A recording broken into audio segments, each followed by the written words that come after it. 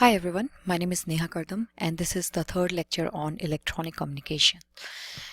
In this lecture, we are going to learn about amplitude modulation. Let's get started. Amplitude modulation is a method of impressing information onto a radio frequency carrier signal. I hope you remember in the block diagram we studied in the last lecture of a modulator. In the modulator, there were two signals going. The one signal was our carrier signal, and the other signal was the main information signal, which is also known as message signal. So here what we are trying to do is we are trying to modulate the carrier signal which is going into the modulator. And there are three methods of modulating that signal. First is amplitude modulation, and second is frequency modulation, and third is phase modulation. So in the amplitude modulation, what we do, we basically change the magnitude of the signal, and that's how we modulate the signal. Whereas in the frequency modulation, the frequency of the carrier signal is changed with the information signal. And in phase modulation, the phase angle of the carrier signal is changed to convey the information. So among all these three methods, the amplitude modulation is the oldest. Although it's old technology, with its old technology, it is still being widely used in some of the applications, for example, like local broadcast, which uses frequency between 535 to 1620 kilohertz in the USA. It is also being used in aircraft communication, and it is also used in analog televisions where amplitude modulation carrier signal is used to carry the picture information, and there is separate carrier is used which is your frequency modulation carrier signal is used to carry the sound information. And it is also used in data communications in which amplitude modulation is used along with phase modulation. Together they produce the high-speed modems. Now moving on to the next slide. Here in this slide you see on the left hand side amplitude modulated signal, and the first signal which you see over here is the intelligence signal. Intelligence signal is nothing, it is the same information signal, or we can say the message signal, and this is the signal we actually want to receive at the output of a let's take an example of a radio receiver. So at the radio receiver we want to receive this output, and we modulate this signal for this particular example using the amplitude modulation. So here you see the amplitude of the signal is modulated, and here in this we have the carrier signal which is present here, and with the modulation of the amplitude of this signal we convey the information or information signal or the intelligence signal at the output. Now here on the right hand side you see the frequency modulated output and the intelligence signal. So if you're using the frequency modulation technique, then the output of the frequency modulation will look like this, and it is quite close to each other, and this is the information signal. We'll learn about this technique later in the coming lectures. Now moving on to the next slide. So here we see on the screen the RF carrier oscillator and a modulator amplifier and the output signal. So this is the modulator I was talking about, in which you send the two signals. First is the RF carrier oscillator signal, and the intelligence input signal, or we can say the message signal, or the information or the signal of interest, we can say. The purpose of this RF carrier oscillator is to convert the DC power supply energy into a radio frequency carrier wave. And So, and this carrier signal basically contains no information until it is modulated over here. So in order for the amplitude to be changed, the voltage or power gain of a subsequent stages must be changed. So here the amplitude modulation generator you see is a special type of amplifier with a variable voltage gain, and that's why it is called modulator. And what controls the gain of this amplifier is basically the second input, which is the information signal going into the modulator. So here, when the information goes positive, passes through the positive half cycle, the amplifier gain increases, and this causes the output voltage to grow in amplitude. And when the information signal goes through the negative half cycle, the amplitude modulation, this amplifier basically shrinks the amplitude of the signal, and that's why we get something like this here. And this is during the positive half cycle, and this is during the negative half cycle. Now let's read here. To form an AM signal, a circuit with a variable gain is needed. The gain of the circuit is controlled by the information signal. A modulator requires a non-linear device such as vacuum tube, diode, or transistor. So here, one way of thinking of this amplifier is as a variable resistor that controls the amount of carrier signal that gets through this modulator. And the value of this resistor, as you can see here, which looks like a variable resistor, and the value of this resistor is basically controlled by the instantaneous value of the information signal or the intelligence signal, which is coming from here. So when radio frequency engineers, when they design the modulator, then they have to pay careful attention while designing, because controlling of this non-linearity is very important, so that proper amplitude modulated signal can be produced. Now moving on to the next slide. In this picture, you see the amplitude modulated in the time domain, and as you know, this was our carrier signal, and here on the top you see is basically representing the envelope, and this envelope is same as your information signal. So this information signal is basically superimposed on this signal, and we can read here the envelope of this of the amplitude modulated signal is an exact duplicate of the information signal. Identify the envelope in the photo above. So here we already saw that this envelope is your information signal. So always remember, when the information signal is present on the carrier signal, and it is exactly same, and then the top portion here, this is called your envelope. Now next, here you see the triangular waveform, and this is the modulated signal, and this is the information signal, and you can see that here in this envelope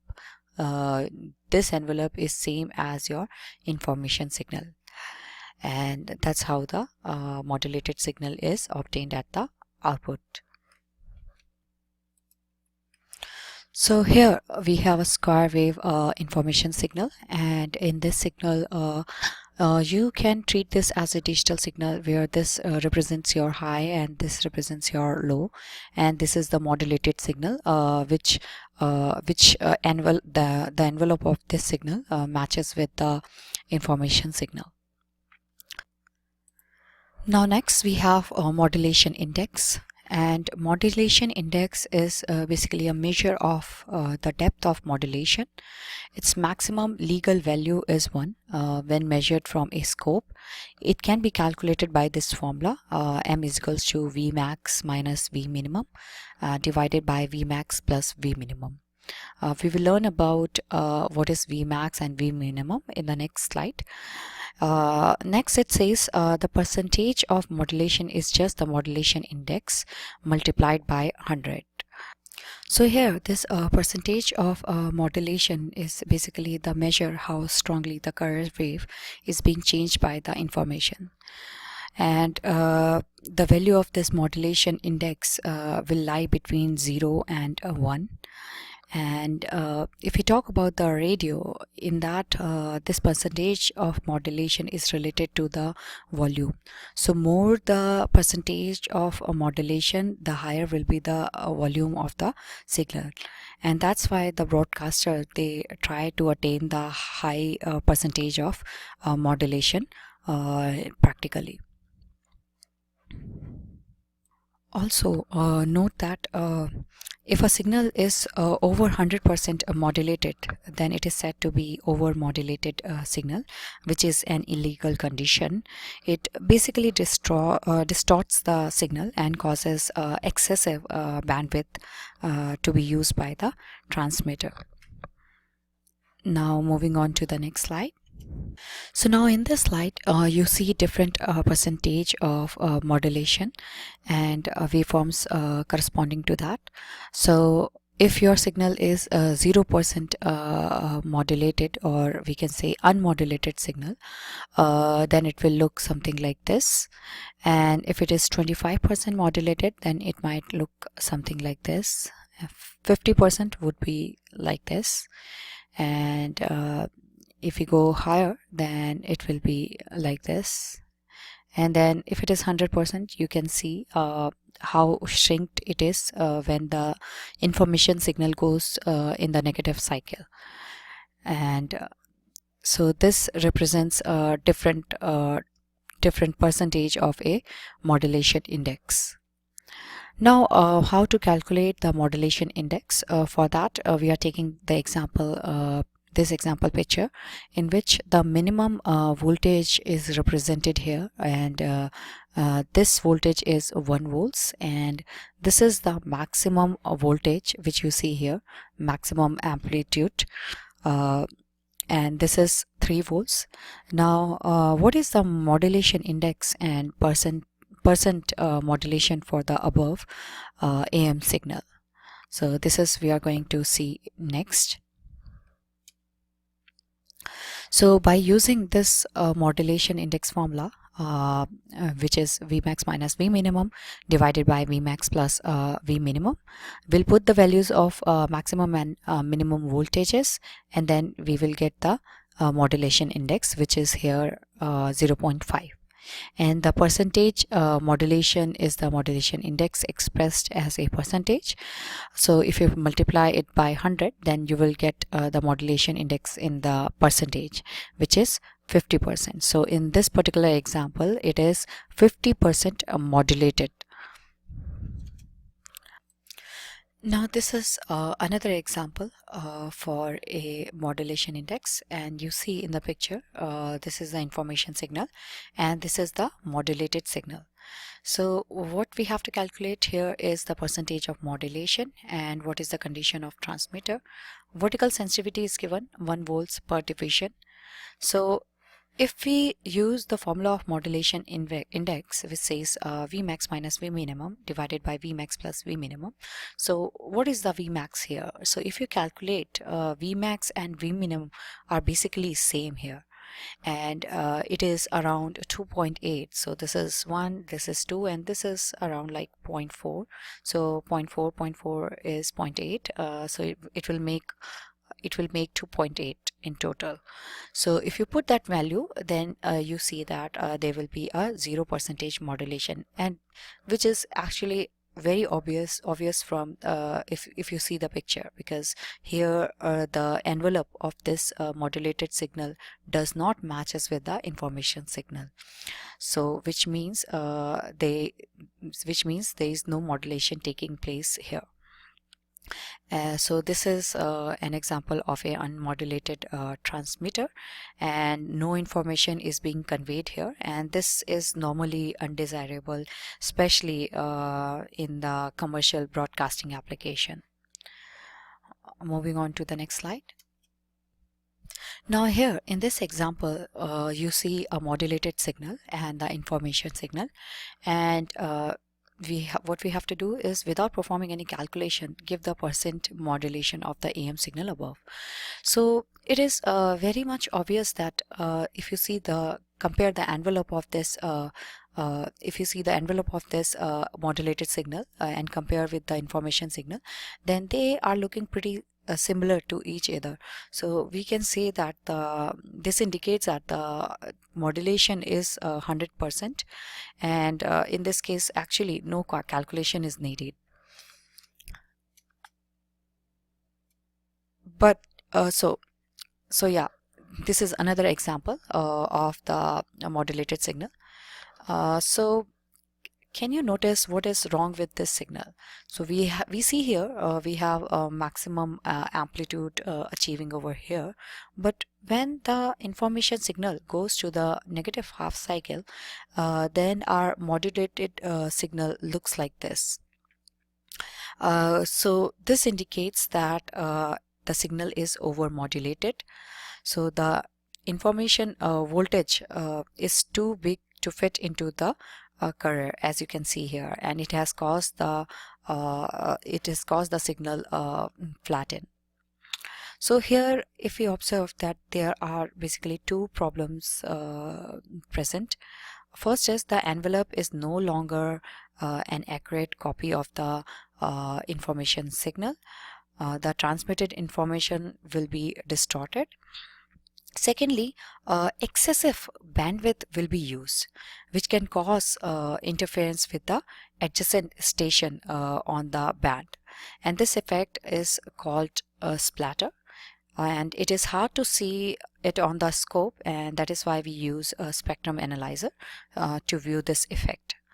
And honestly, this overmodulation is not a good practice.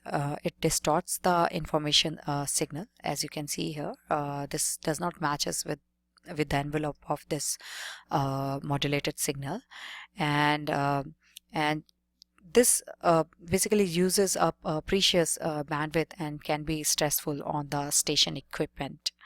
And it could have been avoided here by reducing the voltage of the information signal. So consequences of overmodulation is the same thing. Overmodulation creates two problems. The information becomes distorted, and excessive bandwidth is used, and sometimes it is referred to as splatter. Now in this slide, you see a 100 kilohertz signal, and this signal represents the pure sine wave signal, and it measures 10 volts RMS value. And in this, actually what we are going to do is we are going to suppose that the 100 kilohertz, this carrier frequency, this carrier signal above is amplitude modulated by 10 volts 5 kilohertz information signal. So here you see is our carrier signal, and the another signal, which is the information signal, is of 10 volts and 5 kilohertz. So you know that in the modulator there are two signals goes. First is the carrier signal and another is the information signal. So now what we are going to do is to modulate that signal, and we will see what will happen. Now here, after modulation, the signal will look like this in the frequency domain. You saw in the time domain in the previous slide for other examples that how the instantaneous voltage of the carrier was forced to grow and shrink in steps with the information, and the non-linearity of the modulator causes this to happen.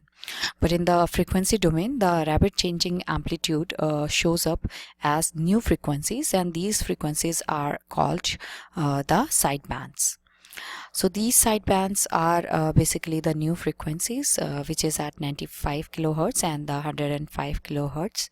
They are created by the non-linear distortion introduced by the modulator amplifier, and all modulation they basically creates these sidebands, whether you are using amplitude modulation, frequency modulation, or phase modulation.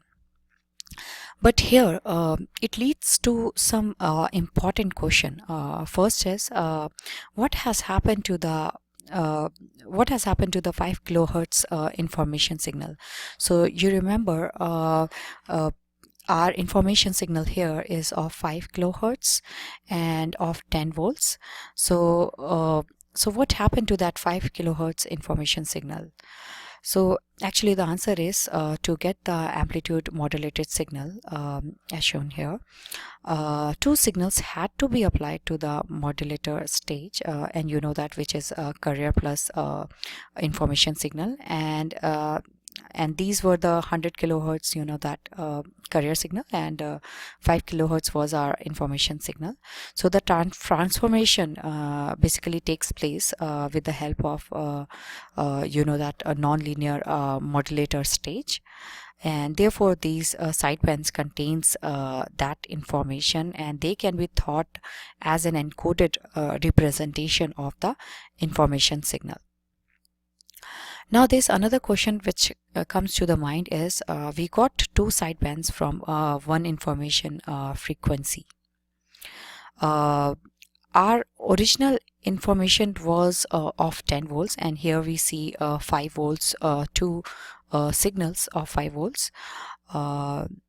So why is it happening? So the answer is because of the information voltage causes two sidebands to form, and its voltage must be divided by 2 in order to form each sideband, and these two sidebands are identical to each other. If you see their voltages, they are same.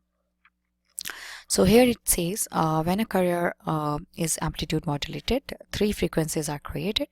These 3 frequencies are the carrier low side band and upper side band. So this is the summary that after amplitude modulation we have these 3 frequencies. This is called the carrier frequency, and this will be called your lower side band, and this is called your upper side band. Now we are going to see the frequency domain relationships. The following formula describe the voltage and frequencies of each part of the AM signal. So FUSB is basically stand for upper sideband frequency, and it is equal to the carrier frequency FC plus FM. And M is stands for the information signal frequency, which in our example was here you see 5 kilohertz, and carrier frequency here we see is 100 kilohertz. So if you calculate the upper sideband frequency, which means 100 kilohertz plus 5 kilohertz, then you will get 105 kilohertz, and that's why you see here 105 kilohertz as your upper sideband frequency.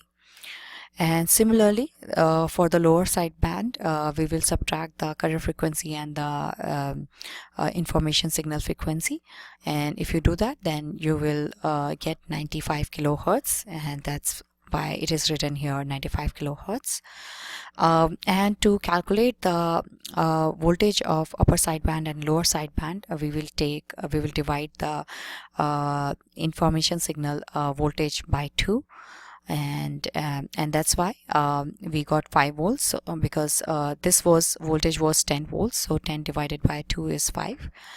And frequency domain formula for modulation index is given by this Vm by Vc. Vc is the carrier voltage and Vm is the information voltage.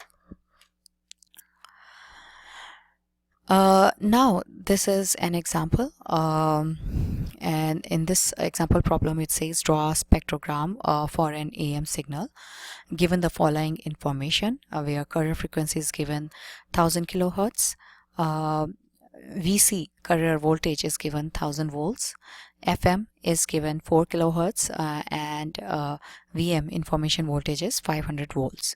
So what is the modulation index, percentage modulation, and the bandwidth? So if you solve the problem using the formula which I have mentioned in the last to last slide, then you will get this value. So FUSB upper sideband frequency can be calculated by this formula, lower sideband by this formula, and if you put the value, FC is given 1000 kilohertz and FM is 4 kilohertz. So we will get upper sideband frequency as 1004 kilohertz, and this is as 996 kilohertz. And VUSB and VLSB is equals to VM by 2, and VM in our case is 500 volts. Divided by 2, you will get 250 volts. Modulation index can be calculated by VM by VC. VC in our case is 100 volts and VM is 500 volts, which means we are going to have the 50% modulation. And bandwidth can be calculated by this formula, F max minus F minimum. F max is your upper sideband frequency, and F minimum is the low sideband frequency. So if you subtract these, you will get 2 kilohertz, and this is the frequency domain picture for the problem, and these are the measured voltages. 250 volts and 100 volts for carrier voltage, and these are the frequencies.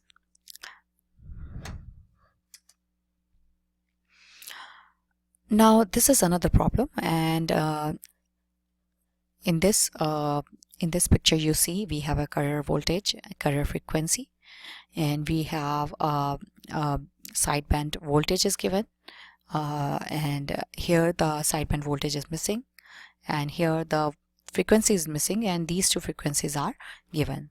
So what we have to do is to calculate the information frequency, which is FM, and the voltage in the upper sideband, and the bandwidth, and modulation index. So FM, which is the given by this formula, FUSB minus FC. If you use this formula and put the value of FUSB, which is here, FUSB is your 813 kilohertz, and FC is 810 kilohertz. So if you do that, then you will get 3 kilohertz as your frequency of the information signal. And upper sideband voltage is equals to lower sideband voltage, and this is 5 volts. We already know that the voltages here are basically divided by the mean information voltage, so they are going to be the same. And then bandwidth, you can calculate by this formula, and for here F max is FUSB, and F minimum is FLSB. FLSB is equals to FC minus FM. Put the values here, you will get 807 kilohertz, and then subtracting this with the upper sideband frequency, you will get 6 kilohertz. So 6 kilohertz for our this example problem is the bandwidth. And modulation index can be calculated by this formula, VM by VC. VM we don't know, but we can calculate it certainly by this voltage. We know that information voltage will be twice of VUSB and VLSB, so that's what we have done here, which is 10 volts. And VC is 20 volts, which is already given here, 20 volts. So after calculation, we see that the signal is 50% modulated. So now we are interested in the total power developed by an AM transmitter. In the real world, wattmeter is used to measure the power being produced by a transmitter. And in the frequency domain, an AM signal consists of a carrier frequency component, and we know that along with that it has sidebands. So based on that, we can calculate the total power, which will be equals to P LSB, which will be lower sideband power plus carrier power plus upper sideband power. And Ohm's law can be used to find total power if the load resistance RL and the individual signal voltages are known.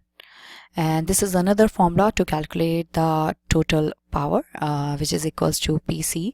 PC, you know, the carrier power, and 1 plus m square by 2, where m is the modulation index. So if you know the modulation index and the carrier power, you can calculate the total power. Now here you see the AM power relationships, and this is the equivalent circuit of a modulated AM transmitter. The purpose of this picture is to show you the circuit which might appear here and which represents the three voltages, which is the carrier voltage, upper sideband voltage and lower sideband voltage, along with the resistance. And this resistance is basically the resistance produced by the antenna. So here antenna looks like a resistor to the transmitter because the antenna is like a transducer which converts the radio frequency energy into the electromagnetic energy, and this resistance is acting like a transducer and converting electrical energy into the heat energy. And since energy goes into the antenna and doesn't return to the circuit, it appears as a pure resistance. And the most common antenna resistance are usually around 50 ohm, and other common resistance would be for example 25 ohm, 75 ohm or 300 ohms. Now to find the power of each AC signal component, we will just use the Ohm's law, and which is PT, you know, the total power is equals to V total square by RL, where V total is basically the sum of all the voltages produced by three signals, and then PC, carrier frequency, you can calculate using this formula.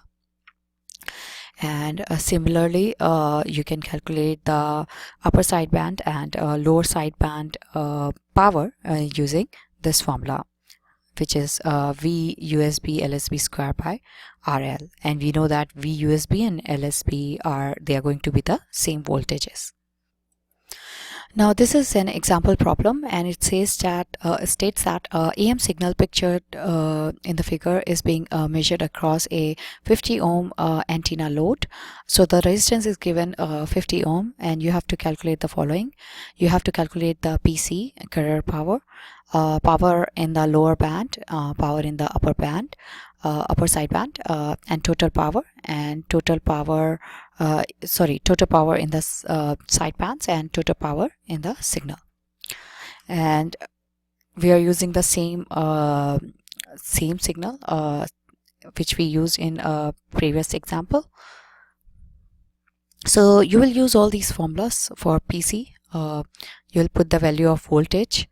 We know the voltage here is 20 volts, and this sideband voltages are 5 volts. We already calculated it, and then now we're going to see the power. Carrier power is VC square by RL. So 20 volts square by 50 ohm will get 8 watts. For lower sideband power, we will use 5 volts by 50 ohm, and we will get 0.5 watts or 500 millivolts. And then this is going to be the same for this one, because the resistance is same and voltage is same for LSB and the USB. Total power for the sidebands, it's going to be 1 watt because 0.5 watt and 0.5 watt makes up 1 watt, and we will add all these powers, then we will get 9 watt. And so this PC itself contains 8 watts, so that's why we have 9 watts. Now, what is the efficiency of this AM transmitter? You see here, the efficiency can be calculated by this formula, and it is equals to 11%. So you see here, this is a very low efficiency. Only 11% of the radiated power is actually being useful, is doing the useful work.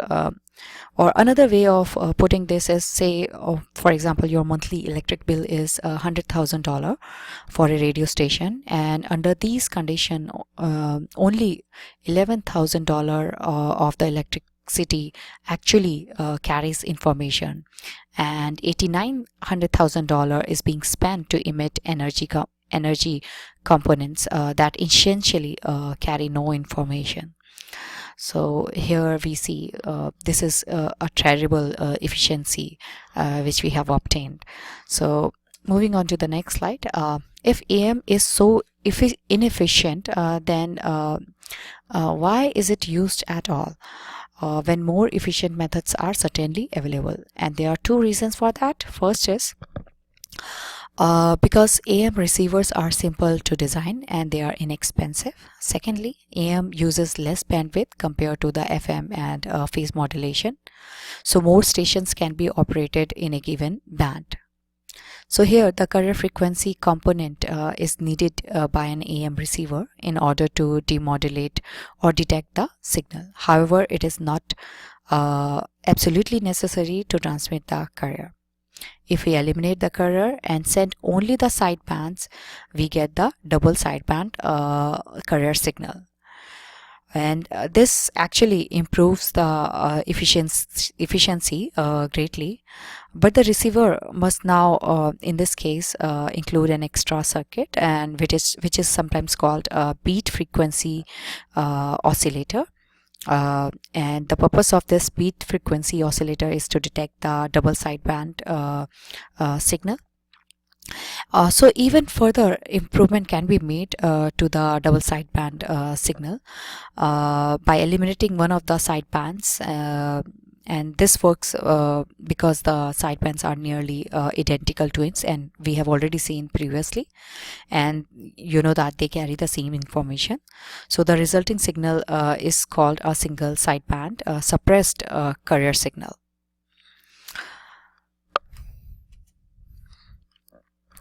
Now, the maximum efficiency for an AM transmitter can be calculated using this formula. So for an AM transmitter, the best efficiency is obtained when the transmitter is 100% modulated, and this is another reason why commercial broadcasters tend to run as close to 100% modulation. So we already learned about this. 100% modulation, the total sideband power can be expressed by the second term of the equation. So this is, as you know, another way of writing the power for the sidebands. You can use this formula, and then you will have this formula. This formula we have already seen. The only thing we are doing is we are putting the value of 1 here because the modulation is 100%, and if modulation is 100%, then modulation index, which is M, is going to be 1. So if you put that, then you will get 3/2 of carrier power. Now here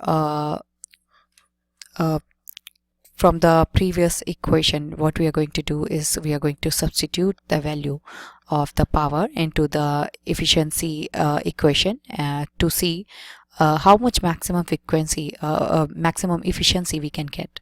So if you put the value PC/2 and here this, then you will see that maximum we can get 33.33% of efficiency.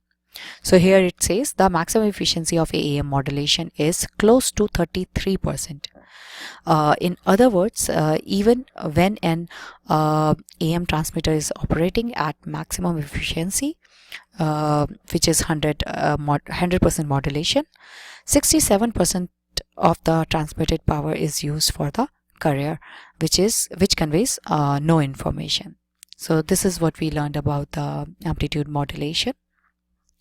Now moving on to the next slide. So this slide basically consists of the summary, and it says AM signals are created by variable gain, nonlinear stage, which is your modulator.